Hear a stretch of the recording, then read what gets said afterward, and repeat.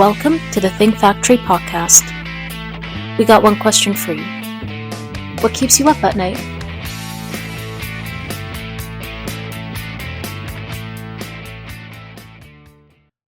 Hello and welcome to the Think Factory, where we interview and speak with industry leaders on important topics. My name is Susan Kleiner. I'm with Outside General Counsel Solutions, and I'm going to be your host here today of today's episode. I am so happy to have with me here Gia Lacqua. Gia is a renowned empowerment coach, international motivational speaker, podcast host, children's book author, board officer, and leadership expert known for her transformative work with high-performing women. With nearly 20 years of experience in the biopharmaceutical industry, including serving as vice president of a Fortune 100 company, she brings a wealth of expertise in strategic change management, innovation, and transformation. She has a superpower of intuitive awareness and perceiving. And when you combine that with her professional training and experience, she really helps people break through challenges, focusing on hearing what is being said and what is not being said. So it is amazing to have you here with us today. And, thank you so much for making the time. Susan, thank you so much to you and the Think Factory for having me on today. I'm happy to be here. Yeah, well, that was a lot that I just said with your, amazing bio. Probably a lot to take in for anyone. I would just love, though, I know you have this really interesting background where, you worked in the biopharmaceutical industry, serving as a VP. You were, reaching, important goals in your corporate career, and then you shifted out, right? Which is also the name of your podcast, right? What the Shift. I want to hear about your shift. Why did, what the shift? Like, what happened? I love that. It's a great segue. So there's been a lot of shifts along my journey, right? Most of our paths are not linear. But yeah, like you said, I was doing all the things, climbing the corporate ladder, almost 20 years in corporate America. I was a vice president, so executive, working in a Fortune 500 company, had all the things that I thought I was supposed to do to achieve quote unquote success. I checked all the boxes, was doing all the things, hustling, had 2 kids, the house, the job. And there was still this nagging feeling inside of me that it wasn't, I wasn't there. Like, even though on the outside I was successful, there was this nagging feeling on the inside that something was missing. I was unfulfilled and I was running myself into the ground. And in 2018, I hit a burnout. I hit a wall. I had a really bad bout of burnout where I found myself after a business trip. I was having heart palpitations across country flight on a plane, came home, found myself lying on the kitchen floor, too afraid to admit that I thought I was having a heart attack. Thankfully, it wasn't. But in the moment, I didn't know. And all I could think about was, what am I going to make for dinner? And but so just stop right there, though. Like, yeah. I don't think that happens to our male counterparts. Like, you travel cross country, you're having a heart attack, and what am I going to make for dinner? I love that. Okay, so what happened after you figured out what you were making for dinner? What did you do next? Well, it's a good distraction, right? That's what we do. We're really good at intellectualizing things as high achieving women and distracting ourselves. So I eventually picked myself up off the ground and brought myself to the doctor's office and went through a battery of tests, found out my heart thankfully was okay. And then it really was just years of chronic stress and overwhelm and exhaustion that was catching up to me. And now I was having those physical manifestations that I sort of had been ignoring along the way. So it just, my body gave out. It was a wake up call. It was a sign.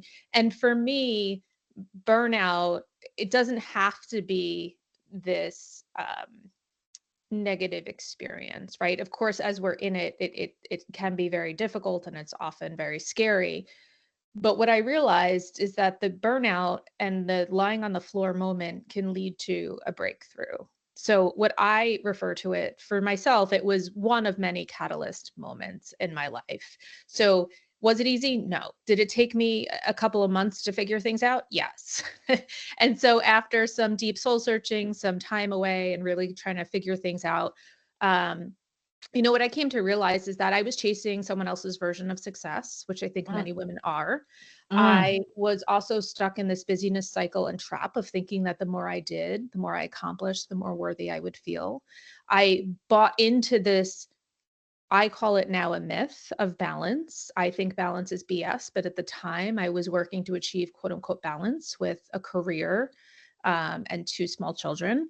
And so, a lot of that required me to unlearn things that I had learned along the way, that many of us have learned along the way. And the other thing about my story, which I found really interesting, is that my story is not unique in the sense that a lot of women are experiencing the overwhelm, the exhaustion, the burnout, but they keep pushing through, right? But we don't often talk about it because we want to make sure that we keep up the strong facade. We don't want it to appear as if we're breaking down. Even on the inside, we might feel that way. Well, you don't want to be weak, right? We Like, don't wanna be weak. especially in the corporate world, like we have enough as women, we don't want to be perceived as being, I can't even believe I'm saying this, like too feeling, too Yeah. emotional, too weak. So it goes against the grain of what we're taught and how it is that we achieve and survive in the corporate world. So Yeah, I love that you said that. And I think it's very true, right? That if you think about the path that's been carved for us, it's been carved by men. And so as women, a lot of us are following that model that we have been brought up with, that we've been raised to believe is what leads us to success. And oftentimes it's not the right path for us. And so sometimes we have to make our own and we have to find our own way. So if your superpower is intuitive awareness, right? And you're in the corporate world and you're working really hard and achieving, and you're having these problems and you have this breakdown slash breakthrough, obviously, you had, you made this decision, like I'm no longer going to suppress these feelings that I'm having. I'm not going to suppress this intuition and I'm going to do something different. And I think that shift is amazing. And I'd love to, for you to be able to share that story with our listeners. Thank you. Yeah, it was not easy. And I will say that it took, I did a lot of inner work that was long overdue. I worked with an incredible coach. I worked with a therapist and really healing some of the wounds that were driving my ambition in some ways, which was, the overfunctioning. A lot of women are overfunctioning and don't even realize it. And we think it's a personality trait, but for many of us, it's actually a trauma response. And so getting really curious as to what was happening for me, why it was happening. And now looking back, I'm so thankful for the experience because it allowed me to pivot. So it made me reflect on my life choices and where I was and where I wanted to be, right? I realized that this is not the right path for me. So then figuring out what it was, very scary. As you know, when you are committed to a career, you've achieved a certain level of, again, quote unquote success. People expect certain things of you. And so that was incredibly scary and incredibly hard, right? Because a lot of it for myself, even personally, my identity was so tied to my career and vice versa. And so it was such a huge part of my life that stepping away from that was incredibly terrifying. What would that mean for me? What would it mean for my family? Then you have the financial considerations, but a lot of it came down to the identity work and realizing, who we are as an individual, aside from our roles and the hats that we wear, whether it's a career, whether it's a mom, right? How are we really getting in tune with who we are, what we value, what's important to us? Because the world tells us what we should be valuing and what we should be doing. And I think a lot of us tune out that intuition and really listen to the external when what we have to do is the opposite. We have to really tune into the internal and learn to tune out the external. Mm. I feel like you need to say that louder for the people on the back, right? Like, are you talking to just me? No, but really, I do think that there's this process of unlearning, Yeah. and you know, you wonder, like, what are you left with? What's left of you when you Mhm. strip out the identity of work, and what's left when you stop being busy, busy, busy, and what's left. So you went through this process, and I guess through your intuition and going through this, you realized that you actually could help other people through this process, and that's what's built your work, right? Yeah, I think what was really discouraging for me is, like I said before, I wasn't alone in this experience. And so I tell my story again, not because it's unique, but because maybe it's not, right? And maybe more women just need to hear that it's okay. And I think the biggest thing is that we sometimes outgrow the version of our success or of ourselves, right? We outgrow a version of ourselves. And it's scary again to let that go and to think about, well, if I'm not this, then what am I? If I'm not her, who am I? And Right. sometimes we are very wedded to an old version of success or an old version of our identity that we no longer fit. And nobody teaches you what to do in those moments. hmm And also, like the success, like the definition of success, comes from the app. Well, I mean, there's the internal definition of success versus the external, and making peace with that. Just like the piece of, I know for years we talked about balance. You can have it all. You can have it all.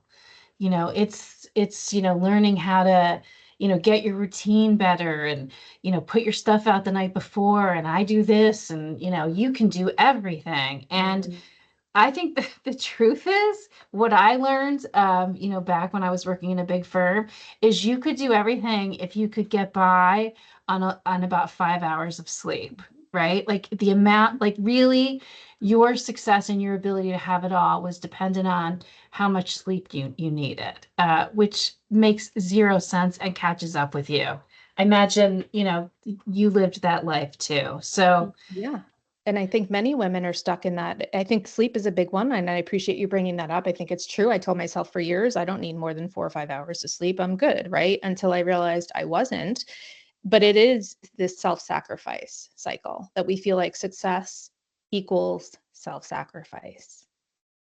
And we have to rethink that model because it's broken. broken for women and men, right? Correct. Correct. Broken. Now, your audience, your target, most of your clients are women. I'm curious, what age are you working with women? Like, are women?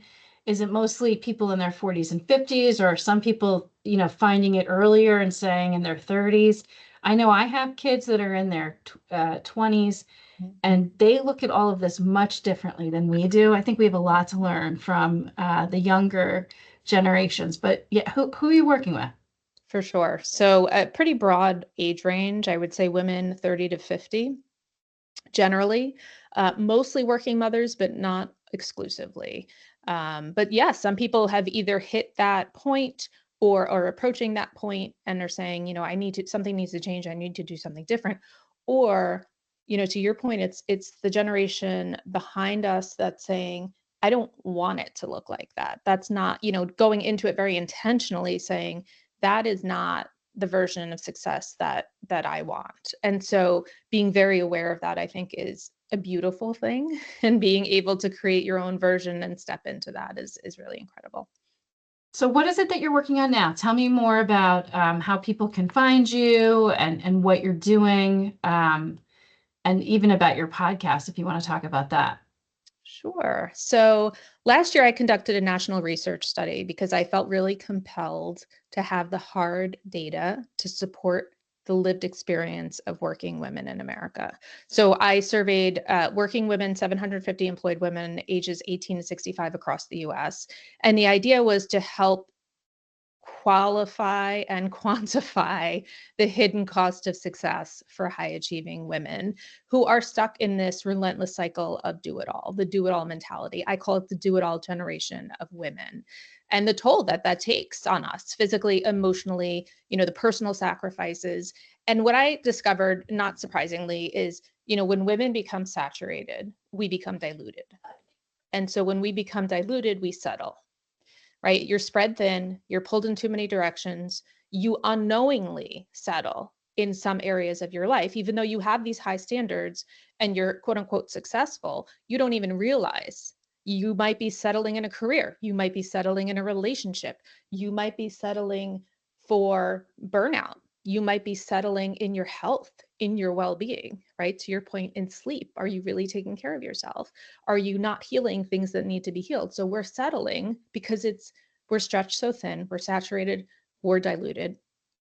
And so the idea is that, bringing light to the fact that we are settling in so many areas without even realizing it. And then what impact does it have on us as individuals, culturally, societally, and then what precedent are we setting for that next generation? And so this is really important. I'm very passionate about this work. It came out that our research uncovered that 75% of women feel compelled to grin and bear it, suppressing their struggles, pushing through exhaustion. 69% reported that no matter how much they accomplish, it feels like it's never enough. It's that never enough cycle of, we strive, we achieve, we accomplish, and then we're on to the next goal, right? We're waiting for the next fix. It's almost like an addiction. And 61% feel pressure to be perfect in multiple roles, as a mother, as a wife, as a professional, which creates really unattainable expectations for us. And so this was really important to the core of my work, to be able to speak about it with the data.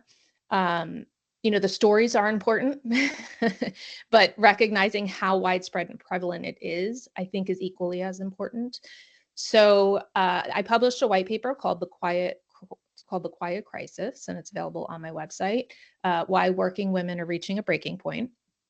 And I'm publishing a book next year that will encompass the results of the study, as well as my proprietary framework, which is called Radical Prioritization. And it is basically a framework to help women get crystal clear, not just on time management and energy management, but that identity piece of getting back to who am I, what do I need to unlearn, and then how do I redefine success for myself. And so I'm developing an online course that will have the radical prioritization method.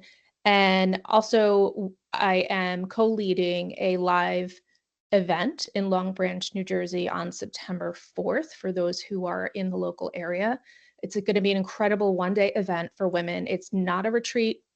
It's not another conference. It's going to be a very intimate experience with 2 women's empowerment coaches. And it's really a strategy accelerator for high achieving women, really thinking about what is the blueprint you want for the next chapter of your life. So in one day, getting that clarity, that confidence, and that impact. So that's called the Align Experience. So that you can find at the-align-experience.com. My website is gialacqua.com. You can find me on Instagram at Gia Lacqua. That's GIALACQUA. And my podcast is available on all major streaming platforms, and that's What the Shift. Wow. I love that. This is great. And I'm definitely going to have to check out your study. And I'm so curious now to read it. And so curious also, and I know this wasn't the topic of your study, but what is the experience of women outside of the United States? Is this just a US problem? I mean, is this American, or what happens in other cultures, which we could talk about offline? Yeah. And how great that you're doing this in September. September always feels like, because it's the beginning of a school year, it's like January 1st. It's really our new year, right? When the kids are back in school. So your timing is really perfect. And I'm definitely going to check that out as well. So if you could give, knowing what you know now, right? If you could give any advice to your younger self, what would you say? It's a big question. There's a lot of things I would say. I think for purposes of the podcast today, I do believe that my intuition is a superpower, but I will say that I suppressed it for a very long time. I did not listen to the inner voice. I was not in tune with myself. I was very disconnected. And that didn't happen overnight. That was years and years of conditioning and experiences that I had been through and didn't realize it. So if I could go back, if there's one thing I could go back and tell my younger self, it would be to listen to her, to really tune in and listen to her.